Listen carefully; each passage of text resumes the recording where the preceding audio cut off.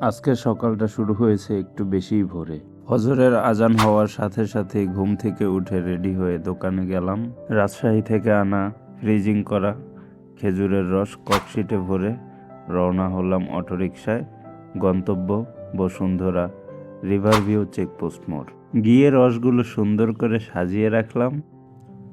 ঠান্ডা বাতাস বইছে, পাশ দিয়ে মানুষ যাচ্ছে, কেউ দেখছে, কেউ জিজ্ঞেস করছে, ভাই এটা কিসের রস? আমি হেসে বলছি, এটা রাজশাহী থেকে আসা খাঁটি খেজুরের রস। শুরুতে একটু স্লো ছিল, 1 ঘন্টা দাঁড়িয়েছিলাম। এরপরে প্রথমে একজন এলেন, 1 লিটার নিলেন, আর তারপরে আস্তে আস্তে আরও কাস্টমার আসলেন। আলহামদুলিল্লাহ, আজ মোট 8 লিটার রস বিক্রি করেছি।